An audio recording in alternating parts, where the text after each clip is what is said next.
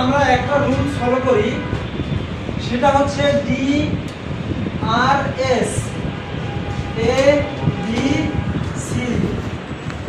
D for danger, R for response, S for sound for help, A for airway, B for breathing, C for circulation.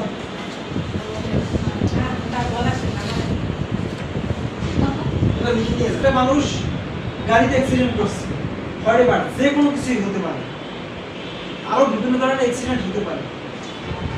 একটা মানুষকে CPR দিতে হয় যখন তার cardio arrest হয়, অর্থাৎ কার্ডিও অ্যারেস্ট বলতে বোঝায় যখন একটা মানুষের ব্রেথিং এবং পালস রেট দুইটার কোনোটাই থাকে না, তখন তাকে সেই ব্যক্তি কার্ডিও অ্যারেস্ট পেশেন্ট হিসেবে ধরা হয়। যখন কোনো ব্যক্তির কার্ডিও অ্যারেস্ট হয় তখন তাকে সিপিআর দিতে হয়। বুঝতে পেরেছেন? সিপিআরটা কখন দিতে হয়? কোন একটা অ্যাক্সিডেন্ট করছে, যে কোনো অ্যাক্সিডেন্ট, ধরেন পানিতে পড়তে পারে, আগুনে পড়তে পারে, বিল্ডিং ভাঙা, ধসে পড়ার নিচে পড়তে পারে, গাড়ি অ্যাক্সিডেন্ট করতে পারে, হরেবার যে কোনো কিছু হতে পারে। বা উনি একদম সুস্থ মানুষ, আপনার হঠাৎ করে এরকম হয়েছে, বা চোকিং হয়েছে, চোকিং এর পরে এরকম হতে পারে, হতে পারে না? হতে পারে। ওকে, ফার্স্টে হচ্ছে আমরা বলে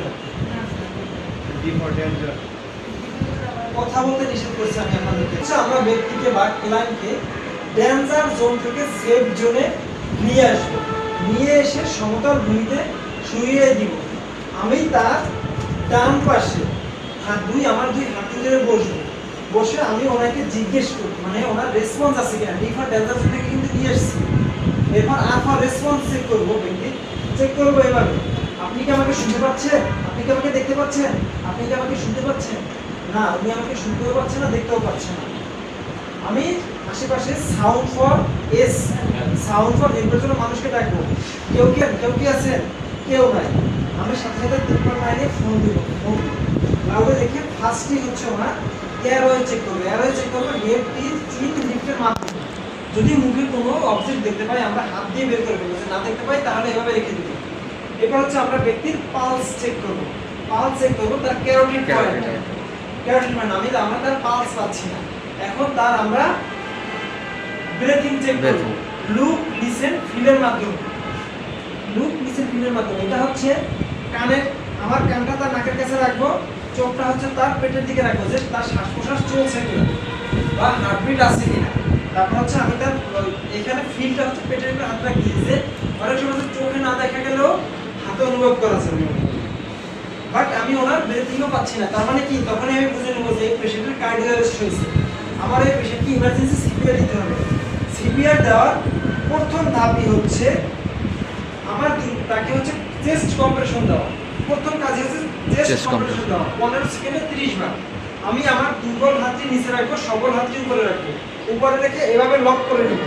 এই যে এভাবে লক করে নিয়েছি, লক করে তার বাম সাইডে হচ্ছে তার হাড় থাকে, হাড় বরাবর অর্থাৎ বুকের ঠিক মাঝ বরাবর আমি 15 সেকেন্ডে এভাবে করে 30 বার দেব। 15 সেকেন্ডে 30 বার দেব। তারপর হচ্ছে এভাবে দিলে তার হার্ট সচল হবে, বাট মানে তার পালস রেট পাওয়া যাবে, কিন্তু তার ব্রেথিং শ্বাস প্রশ্বাস পাওয়া যাবে। শ্বাস প্রশ্বাস না থাকলে এটা বেশিক্ষণ স্টে করবে না।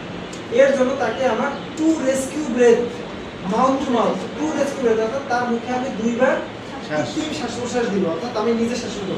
এর জন্য ফার্স্ট হচ্ছে আমরা পেশেন্টের মুখে যদি কোনো ময়লা লেগে থাকে আমরা মুখটা হাত দিয়ে ক্লিন করে নেব। যদি আমাদের কাছে কোনো পরিষ্কার পাতলা কাপড় থাকে সেটা আমরা তার মুখের উপরে দিয়ে দিব। তারপর হচ্ছে ব্যক্তি আমার এক হাত দিয়ে তার নাকটা বন্ধ করে রাখবো, তারপর হচ্ছে আর এক হাত দিয়ে তার এই যে থুতনিতে বা চিবুকে হাত দিয়ে হা করিয়ে নিয়ে বুক করে শ্বাস নিয়েছি, শ্বাস নিয়ে তারপর 2 থেকে 5 সেকেন্ড আমি আবার একটু রেস্ট নেব, রেস্ট নিয়ে আবার আরেকটা দিব।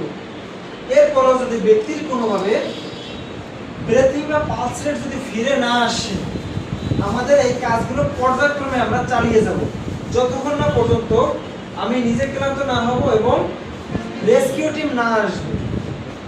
যদি রেস্কিউ টিম আসে তখন আমরা ক্লায়েন্টকে রেস্কিউ টিমে বা ইমার্জেন্সি টিমের কাছে হস্তান্তর করব। হস্তান্তর করে একটা রেকর্ড ফাইল তাকে দিব, একটা রেকর্ড ফাইল আমি নিজের কাছে রাখবো। যদি সম্ভব হয় আমি পেশেন্টের সাথে হসপিটালে যাব।